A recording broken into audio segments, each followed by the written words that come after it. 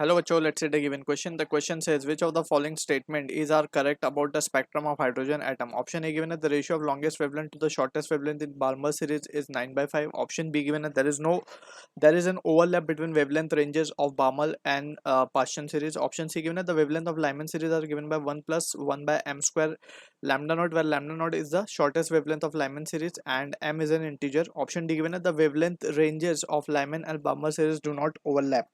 So for this question, जो key concept यहाँ पे we can write is the concept of hydrogen spectrum. Hydrogen spectrum. So hydrogen spectrum में just हम थोड़ा सा summarize करते हैं, then we'll try to analyze the situation. तो let's suppose हमारे पास कुछ ये energies orbit defined है, ठीक है. Let's say n equal to 1 है, या n equal to 2, n equal to 3, n equal to 4 and up to infinity मान लेते हैं, ठीक है.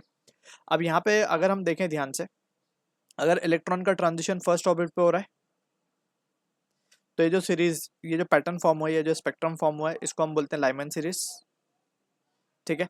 सेकंड पे जब ट्रांजिशन होता है तो ये जो पैटर्न फॉर्म होता है इसको हम बोलते हैं बामल सीरीज, ठीक है. थर्ड पे जब ये फॉर्म होता है तो इसको हम बोलते हैं पाश्चन सीरीज, ठीक है ना. तो अभी फिलहाल हम ये तीन सीरीज की बात करेंगे, आगे पी फंड ब्रैकेट वगैरह भी होते हैं, बट यहाँ पे हमें क्वेश्चन में तीन के रिलेटेड पूछा गया तो we will consider this three only, ठीक है. अब हम बात करते हैं कि जो हमारे पास वेवलेंथ का फॉर्मूला आता है that is 1 over lambda, that is R, and Z square भी आता है साथ में. तो जेड इज क्योंकि हाइड्रोजन की बात करें तो Z atomic number will be taken as 1. तो ये आता है 1 upon n1 square minus 1 upon n2 का स्क्वायर, ठीक है. अब n1 n2 क्या है basically, that we need to be clear with. तो सबसे पहले अगर हम देखें ट्रांजिशन कहाँ से कहाँ पे हो रहा है, that is an important thing, ठीक है. अगर ट्रांजिशन लेट सपोज ये जो है n1 की और n2, ये इंपॉर्टेंट चीज़ है कि हमें इसे पता होना चाहिए एक्चुअली में क्या है, ठीक है. तो n1 बेसिकली जैसे कि अगर हम बात करें लाइमन सीरीज के लिए तो n1 1 होगा बेसिकली, ठीक है. तो हम बोल सकते हैं लाइमन के लिए जो है n1 1 है, और अगर बाल्मर की बात करेंगे तो n1 क्या हो जाएगा, n1 विल बी 2, क्योंकि जहाँ पे जंप हो रही है, जहाँ पे ट्रांजिशन हो रहा है उस ऑर्बिट को हम n1 लेंगे, ठीक है. और n2 को हम वो ऑर्बिट लेंगे जहाँ से ट्रांजिशन हो रहा है. लेट्स से फॉर एग्जांपल अगर हम लाइमन की फर्स्ट सीरीज की बात करें तो 2 से 1 पे हो रहा है, राइट. सो जहाँ से हो रहा है यानी कि 2. तो this will be the case for Lyman series, हमने यहाँ पे जस्ट एक एग्जांपल के तौर पे यहाँ पे डिस्कस कर लिया, ठीक है. अब यहाँ पे इसी सिचुएशन को हम यहाँ पे एनालाइज करेंगे. अब सबसे पहले बोला गया ratio of the longest and the shortest wavelength in बामर series. तो बामर सीरीज के बारे में बोला गया, तो ऑप्शन ए को पहले हम डिस्कस कर रहे हैं. तो लॉन्गेस्ट वेवलेंथ की बात कर लेते हैं पहले. Longest wavelength correspond to what, longest wavelength correspond to the shortest energy.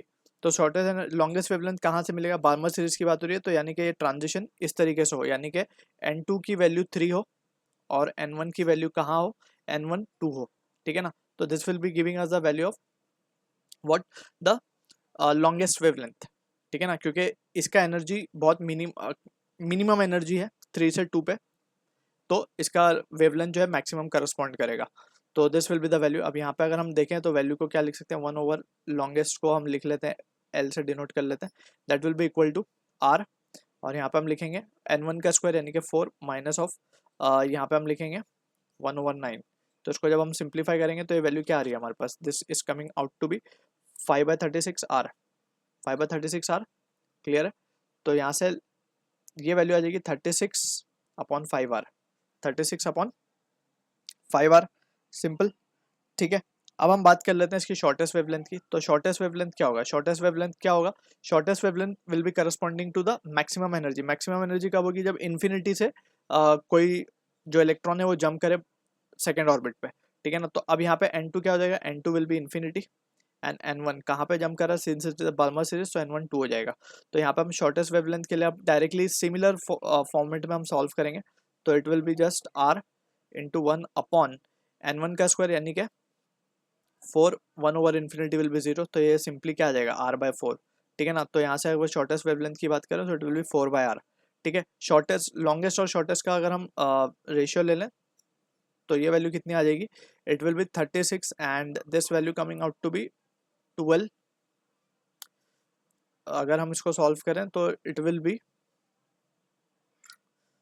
Coming out to be 9/5, ठीक है ना. सिंपली 36/4 विल बी 9 एंड नीचे 5 है तो 9/5. तो ऑप्शन अगर ए को देखें तो it will be the correct option, right. Second option को देख लेते हैं यहीं पे.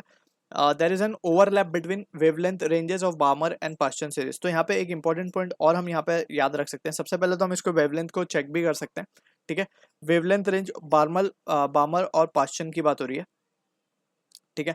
तो लाइमन सीरीज के रिगार्डिंग हमें ये याद रखना है कि इसका जो रीजन होता है that is UV region. Under UV region यानी कि अल्ट्रावायलेट रीजन में फॉर्म बेसिकली लाई करता है ये स्पेक्ट्रम लाइमन का। बार्मर जो है हमारा विजिबल रीजन में लाई करता है, ठीक है। पास्चन की बात करेंगे तो इट इज इंफ्रारेड रीजन, ठीक है। तो हम देख सकते हैं इस अकॉर्डिंगली जो रीजन है हम उसके अकॉर्डिंगली भी देख सकते हैं कि दे कैन नॉट ओवरलैप, क्योंकि ये विजिबल रीजन में और ये इंफ्रारेड रीजन में। इसको हम मैथमेटिकली भी सेम प्रोसेस जो हमने फॉलो किया उससे भी चेक कर सकते हैं। मिनिमम मैक्सिमम और मिनिमम दोनों की वैल्यूज निकाल के हम कंपेयर कर सकते हैं। बट एनीवेज यहाँ पे हम सिंपली बोल सकते हैं कि बाल्मर विजिबल में है, पास्चन इंफ्रारेड में, so they can not overlap. So option B can be discarded. Similar way में ऑप्शन डी की अगर हम बात करें, wavelength range of Lyman and Balmer they do not overlap, so this again is correct. This again is correct, right. Do not overlap बोला है, ठीक है। फर्स्ट केस में तो बोला था ओवरलैप, यहाँ पे बोला है do not overlap, so this is true. Lyman जो है वो यूवी रीजन में है और बार्मर जो है विजिबल रीजन में, so they do not overlap. So option D भी हमारा करेक्ट है। अब सी की बात करते हैं। The wavelength of Lyman series are given by 1+1/m²। तो wavelength of Lyman series, so wavelength का जो फॉर्मूला है हमारा स्टैंडर्ड वो लिख लेते हैं हम यहाँ पे। So for C option we are checking, so 1/λ is equal to R 1/। अब यहाँ पे n1 क्या हो जाएगा, क्योंकि लाइमन की बात हो रही है तो n1 विल बी 1, ठीक है ना। तो -1/। अब ये कहाँ से जंप कर रहा है, that is not been mention. तो यानी कि जस्ट हमें पूछा गया इन जनरल, तो ये वैल्यू 1+1/m² आती है क्या, तो that we need to check. तो यहाँ पे हम लिख सकते हैं इसको, अगर हम मान लें सिंपली अभी इसको फिलहाल हम इस तरीके से लिख लें n1² और ये n2², ठीक है ना। जो फॉर्मूला था हमारा स्टैंडर्ड वही हमने लिख लिया। अब यहाँ पे अगर हम इसको सिंप्लीफाई कर ले फर्दर, तो फर्दर सिंप्लीफिकेशन पर हम इसको देख सकते हैं कि ये वैल्यू आ जाएगी हमारे पास n2² minus n1², cross multiply कर रहे हैं जस्ट n1² n2², ठीक है। इसको फर्दर अगर हम और सिंप्लीफाई करें, रेसिप्रोकल ले लें इसका, तो it will be n1² n2² r divided by n2² minus of n1²। Clear है। इसको अगर हम फर्दर सिंप्लीफाई करें तो we can write, and if we divide it with, यहाँ पे हमें ये रीजन के बारे में पूछा गया है, तो वी कैन राइट, और एल्स हम सिंपली इसको इस तरीके से लिख लेते हैं जनरलाइज करने के लिए। इसको n2 को हम मान लेते हैं कि mth ऑर्बिट से कहीं से जंप कर रहा है, ठीक है ना। जो n हमें जो हमें इंटीजर गिवन है, राइट।